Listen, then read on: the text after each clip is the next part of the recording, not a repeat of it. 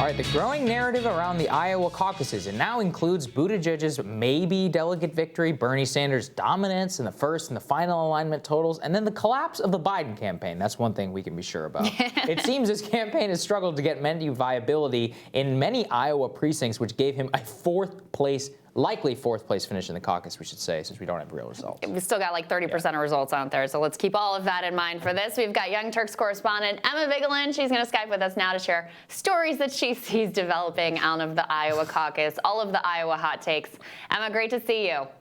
Great to see you guys. Thanks for having me. Emma. All right, what are your thoughts? This went great. This went great for everyone, right? Oh yeah, the Iowa caucus. It was just a breeze being there. Everyone was so happy. But no, I mean, it just, the narrative that I think should be coming out of this is this plays directly into Donald Trump's hands, right? So the Democratic Party has no cohesive idea when it comes to combating Donald Trump in 2020. They want to nominate a status quo candidate, a moderate candidate, a corporatist candidate like Pete Buttigieg or like Joe Biden.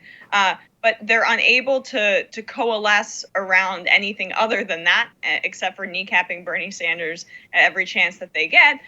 But what they really needed to do was show that they were able to be competent and that they weren't the very corrupt party and part of the corrupt system that Donald Trump ran against successfully in 2016. And when you have this completely convoluted process, an app crashing that they didn't test before, and then just ask 70-year-olds, hey, work this app on your phone as a part of the process, didn't have any of the captains or people who were monitoring the precincts have any experience with this app before. That just speaks to the very incompetence that Trump so effectively ran against in 2016. So we're off to a great start.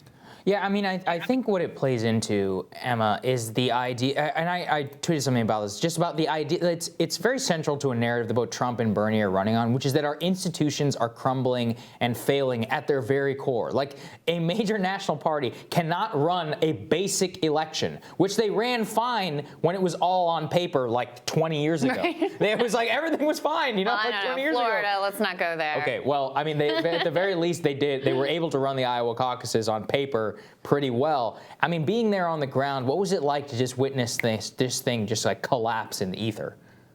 Well, yeah, let me just touch on that quickly, because I kept hearing all about election integrity and how, you know, one, I heard about how the popular vote mattered. Bernie Sanders is leading in the popular vote, but I'm not hearing too much about that right now, although we don't have the full results.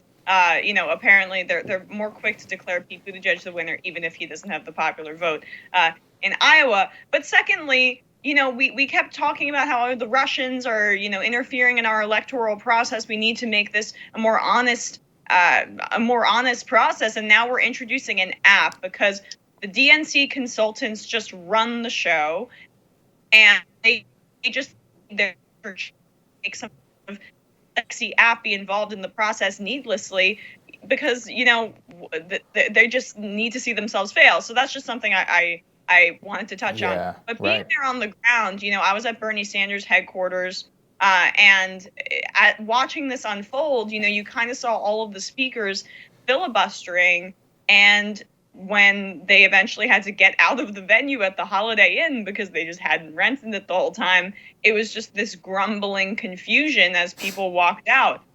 No one knew what was going on. I was hearing, oh, it was hacked. I heard from someone, I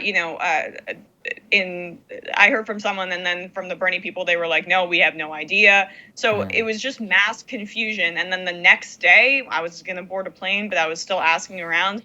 Everyone was extremely frustrated, including I day and months and their hard-earned time and likely money participating in this process. Yeah, this is a disrespect to the voters. Yeah, no, that's absolutely right. Especially now when we still have 30% out of people whose voices and votes have not been counted yet, and the media is declaring, you know, basically that it's over and here are the winners, when we really don't actually know that. But we do know one thing, which is that Joe Biden did very, very poorly, which, you know, it's a gift to him that there isn't more focus on that at this point.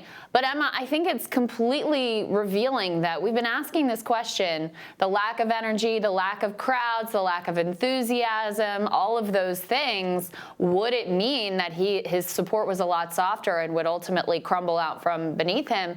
I think we really have an answer here coming from out of Iowa. Well, absolutely. I mean, look, this is setting Biden up for his third failed presidential bid.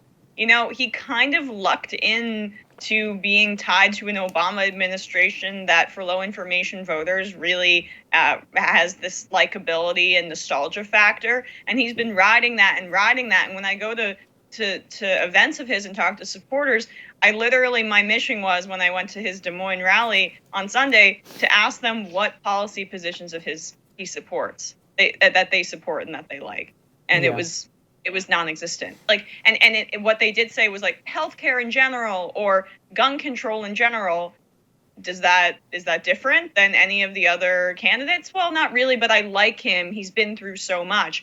Again, you know, when you have those kinds of responses from your own supporters, it goes to show that there isn't much behind what's driving you except for media narrative and just the general sense of inevitability and electability. That does not carry you far. And we saw that he is currently on pace to potentially get 0 delegates out of this, which is a historic debacle for his campaign. Wow. And it just, I mean, that's what I saw, but we'll see. It's a gigantic failure, and it's actually a disservice to all of us that that's not the media narrative coming out of this. A, that the winners didn't get the bump that they deserve, whoever it is, and that B, the former vice president cannot muster even a small defense in the state of Iowa. I mean, Emma, I think you spent some time up there in New Hampshire. You were just talking about this with Biden supporters. Do you think it's going to be the same level of rejection of Biden? I mean, he underperformed his polls by 6 to 7%. That is insane. One of the biggest, A, a polling error, but B, it just shows how soft so much of his support is.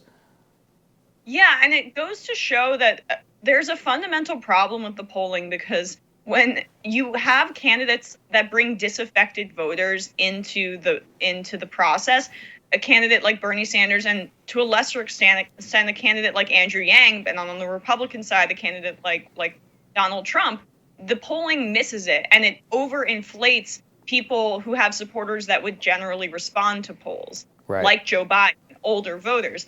I think he's going to have a really bad primary in New Hampshire, and I think Bernie Sanders is going to slam dunk win New Hampshire. He's going to try to hang his hat on South Carolina, where Bernie is closing in. I mean, this is a potentially a historic debacle for the Biden campaign. Yeah, and let's not forget about Nevada, which has the first large Latino population, another strength for Bernie Sanders. Emma, thanks so much for being with us. We always are grateful for it. Thank you, Emma. Thanks so much. Bernie's right behind me, and so yeah, we're He's watching. He's watching over your shoulder. Yeah. Thanks, Emma. All right, see you. Thanks, guys. Coming up, last night during the State of the Union address, President Trump did not mention impeachment at all, and he had a couple mic drops in his record as commander-in-chief thus far. Washington Monthly's editor-in-chief Paul Glass just joins us to talk about the impact and reaction to the president's speech.